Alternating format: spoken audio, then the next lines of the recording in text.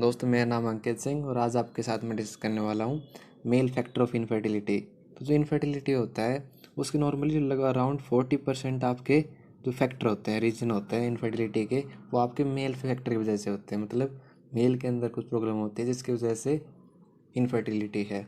तो उसी को हम आपका कैसे, आपका क्या रीज़न होते हैं, कैसे हम इन्वेस्टिगेट करते हैं, तो क्या वो सारे रिलेटेड बातें इसकी हम इस वीडियो के अंदर डिस्कस करने वाले हैं। ठीक है, तो सबसे पहले हम बात करते हैं इन्वेस्टिगेशन की। सबसे पहले हमारे पास एक पेशेंट आता है कि इनफर्टिलिटी का, तो हम मेल फैक्टर को इन्वेस्टिगेट करने के लिए सबसे पहले हम कैसे इन्वेस्टिगेट करते हैं। तो सबसे पहली बात आती है एब्स्टिटेंस। मतलब क्या होता है कि आप सेक्स 2 दिन आपको नहीं करना है।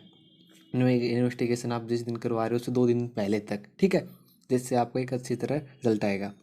और एक बात होनी चाहिए, जब आप सैंपल देते हो वो आपको 60 मिनट के अंदर लैब के अंदर रिच होना चाहिए। मतलब आपने अभी 10 AM पे सैंपल दिया, 11 AM तक आपका लैब तक पहुँच जाना चाहिए, वरना वो आपका जो उसके बीच में टाइम रहता है ना, उसकी वजह से आपका गलत रिपोर्ट आ सकती है। बेस्ट जो सैंपल होता है, तरीका होता है, वो मास्टरबेशन होता है। मास्टरबेशन, लेकिन ये ओनली आफ्टर लिक्विफिकेशन। जो नॉर्मल टाइप होता है उसको लिक्विफाई करने के बाद ही आपका सैंपल भेज जाता है। यदि आपका abnormal रिपोर्ट आती है तो हम फिर से टेस्ट करते हैं 1 हफ्ते के बाद। ठीक है, टेस्ट रिपीट करना होता है। एक बार रिपोर्ट की वजह से आप उसको कह नहीं सकते कि आपके अंदर प्रॉब्लम है। कई बार एक बार नॉर्मल इंसान के अंदर भी abnormal रिपोर्ट आ सकती है। ठीक है, तो ये बात हुई आपका कैसे हमको इन्वेस्टिगेट करना है। उसके बाद दोस्तों आता है WH पैरामीटर। क्या हैं जो आपको बताते हैं कि क्या क्या चीज़ें आपकी नॉर्मली होनी चाहिए आपका नॉर्मल फर्टाइल स्पर्म के लिए। तो मिनिमम वैल्यू आपका स्पॉन्टेनियस कंसेप्शन के लिए कि जो आपका सीमन होता है उसकी pH नॉर्मली आपका 7.2 से ज़्यादा होना चाहिए। वॉल्यूम आपकी 1.5 ml से ज़्यादा होनी चाहिए। और आपका जो टोटल स्पर्म काउंट होता है ना, वो होना चाहिए पर एजुकेलेशन। फर्स्ट टाइम एक टाइम पे एजुकेलेट करते हो वो आपको 39 मिलियन से ज़्यादा होना चाहिए। ठीक है, एवरेज कितना होता है, 100 मिलियन होता है। एक बार आप एजुकेलेट करते हो तो 100 मिलियन आपस में बाहर आते हैं, लेकिन मिनिमम कितना होना चाहिए, 39 या 40। ठीक है, 39 में याद रखना आपको। वॉल्यूम होनी चाहिए 1.5 और pH होनी चाहिए 7.2। अब आता है स्पर्म कंसंट्रेशन। स्पर्म कंसंट्रेशन क्या, देखिए नॉर्मल 1.5 ml आपका नॉर्मल वॉल्यूम होती है, तो 15 मिलियन पर ml नॉर्मल स्पर्म कंसंट्रेशन होनी चाहिए। रिपोर्ट आएगी आपके बहुत सारे, तो उसमें आएगा कि वॉल्यूम कितनी है, स्पर्म कंसंट्रेशन कितनी है, मोटिलिटी कितनी है। तो आपको नॉर्मल पता होगा तभी तो आप बता पाओगे कि आपका प्रॉब्लम है नहीं है। तो स्पर्म कंसंट्रेशन होनी चाहिए 15 मिलियन पर ml से ज़्यादा। मोटिलिटी आप मोस्ट इंपॉर्टेंट होती है, उसकी वो होनी चाहिए मोर देन 40%। मतलब जितने भी आपके स्पर्म हैं उसके अंदर 40% से ज़्यादा स्पर्म आपकी मोटाइल होनी चाहिए। ठीक है, उसके बाद आता है दोस्तों मॉर्फोलॉजी। मॉर्फोलॉजी 4% से ज़्यादा स्पर्म की ठीक होनी चाहिए। 4% आपकी मॉर्फोलॉजी, 40% मोटिलिटी। 4% स्पर्म दिखने में सही होने चाहिए, जो नॉर्मल स्ट्रक्चर होता है वो, और मोटिलिटी होनी चाहिए 40% की ज़्यादा। टोटल होनी चाहिए 40 मिलियन पर एजुकेशन, 39 मिलियन। ठीक है, तो आप ऐसे याद कर सकते हो 4 40 40। ठीक है, तो ये नॉर्मल आपको ये चीज़ें याद रखनी है। कुछ टर्म आती हैं जैसे एस्पर्म में मतलब एब्सेंस ऑफ इजैकुलेट, इजैकुलेट नहीं हो रहा है। एजोस्पर्म में मतलब जो इजैकुलेट है ना उसके अंदर स्पर्म एब्सेंट है। यहाँ पर इजैकुलेशन सीमन के अंदर स्पर्म एब्सेंट है, उसे एजोस्पर्म में बोलते हैं। एस्पर्म में मतलब एजुकेट ही नहीं हो रहा है। और फॉर एग्जांपल जो क्लाइनफील्ड सिंड्रोम होता है वहाँ पर एजोस्पर्म में मिलता है। सिस्टिक फाइब्रोसिस के अंदर दोस्तों आपका एजोस्पर्म में मिलता है। ठीक है, ये कुछ टर्म थी, ये आपको नॉर्मल आपको पता होनी चाहिए कि कितने इतना वैल्यू होती है, ऐसे ऐसे आपको इन्वेस्टिगेट करना है। उसके बाद नेक्स्ट चीज़ आती है दोस्तों आपका इवेल्युएशन पार्ट। इवेल्युएशन पार्ट मतलब क्या है कि मान लीजिए आपका पास केस है, एक एजोस्पर्मिया केस आता है कि जो स्पर्म है सीमन के अंदर वो एब्सेंट है। तो हम क्या करेंगे, सबसे पहले रिपीट टेस्ट करेंगे कंफर्म करने के लिए। उसके बाद कंफर्म करने के बाद हम करते हैं हार्मोनल असेसमेंट। हार्मोनल असेसमेंट कौन से हार्मोन देखते हैं, LH देखेंगे, FSH देखेंगे और टेस्टोस्टेरोन देखेंगे। तो इसकी 3 देखने के बाद आपकी 2 कंडीशन आ सकती हैं।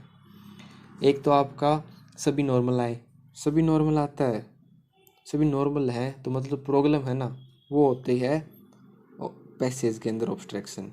ये तीनों एबनॉर्मल है, एबनॉर्मल मतलब इनकी जो नॉर्मल वैल्यू है वो नहीं है, तो आपका कंडीशन आएगी नॉन ऑब्स्ट्रक्टिव। मतलब देखिए इसका मतलब क्या है कि आपका हार्मोन नॉर्मल ठीक है, मतलब आपका जो प्रोडक्शन अच्छी तरह हो रहा है, बस आपका पैसेज के अंदर प्रॉब्लम है।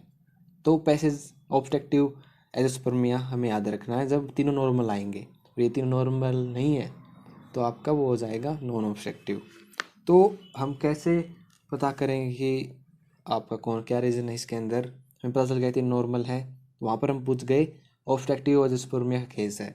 लेकिन उसके बाद हम करते हैं स्क्रोटल यूएससी करते हैं, ट्रांस, ठीक है, जो आपका टीआरवीएस इन्वेस्टिगेशन होती है वो करते हैं। वो क्या होता है कि आपका इसके थ्रू हम वास्ट डिफरेंस को देख पाएंगे कि आपका कोई वहाँ पर ऑब्स्ट्रक्शन है नहीं है। यदि है, क्योंकि जो आपका हो सकता है कि जो वैसेक्टोमी के बाद आपका वहाँ पर ऑब्स्ट्रक्शन हो जाए, तो ये भी आपकी कंडीशन होती है।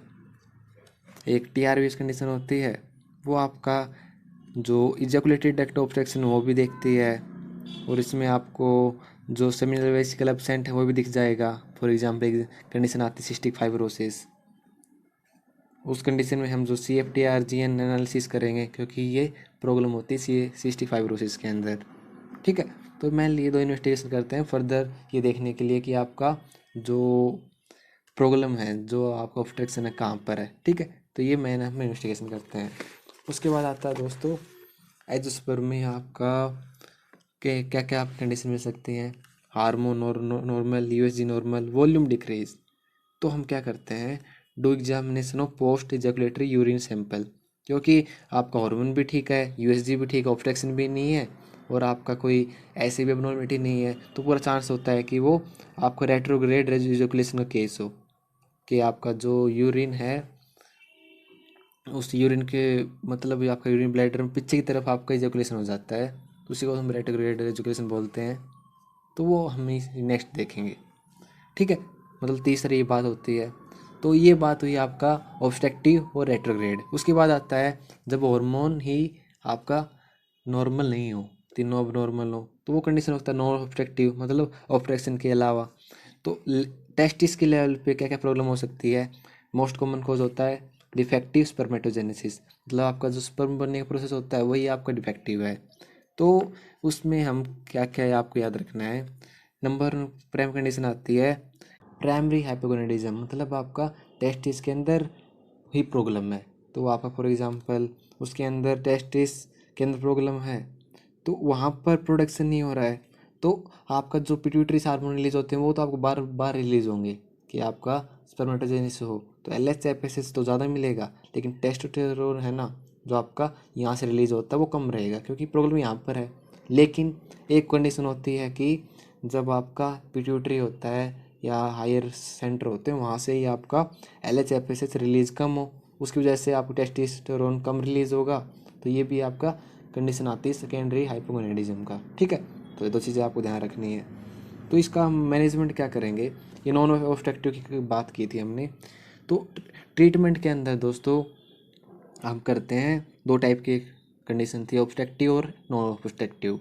तो ऑब्स्ट्रक्टिव के अंदर दोस्तों हम करते हैं जो आप सर्जरी करते हैं, रिसेक्शन करते हैं, रीएनास्टोमोसिस करते हैं, जहाँ पर भी आपने USG से देखा कि कॉन्स्ट्रिक्शन है, ऑब्स्ट्रक्शन है, तो हम सर्जरी के थ्रू हम उसको ठीक करते हैं। लेकिन जो नॉन ऑब्स्ट्रक्टिव कंडीशन आती है जिस्पर्मिया, वहाँ पर हम करते हैं micro surgical test. For example testicular sperm extraction है, वहाँ से हम निकाल के देखेंगे कि मोटाइल है नॉन मोटाइल है, तो उस डिपेंड ऑन कि मोटाइल है नॉन मोटाइल, तो फर्दर हम करते हैं। फॉर एग्जांपल यदि मोटाइल है तो हम इंट्रासाइटोप्लाज्मिक स्पर्म इंजेक्शन करेंगे, यदि नॉन मोटाइल है तो। यदि मोटाइल है तो हम आपका आर्टिफिशियल इंसेमिनेशन कर सकते हैं, कुछ अमाउंट आपका जो बाकी फर्टिलाइजेशन प्रोसेस होते हैं उनके थ्रू हम कर सकते हैं। तो हम नॉन ऑब्स्ट्रक्टिव के अंदर ये देखते हैं, ठीक है। तो मैन ये आता ट्रीटमेंट के अंदर, तो इसके अंदर आपको याद रखना है तीन कंडीशन।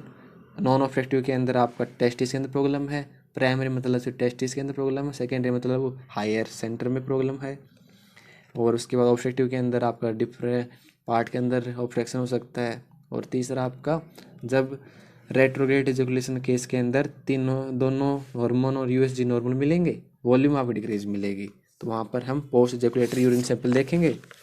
तो ये आपका मेन प्रोसेस होता है दोस्तों। जो मेल फैक्टर होते हैं इनफर्टिलिटी के, उनको इन्वेस्टिगेट करने के लिए, उन पर डायग्नोसिस पूछने के लिए और उसका मैनेजमेंट। तो इस वीडियो से आपको हेल्प हुई है तो वीडियो को लाइक और चैनल सब्सक्राइब जरूर कीजिएगा, जिससे आने वाली वीडियो को पता चल जाए। और आपको ऐसे नए टॉपिक वीडियो चाहते हो तो आप मुझे ज़रूर बताइएगा, मैं वीडियो बनाऊंगा उसके ऊपर ज़रूर। तो देखने के लिए थैंक यू, बाय।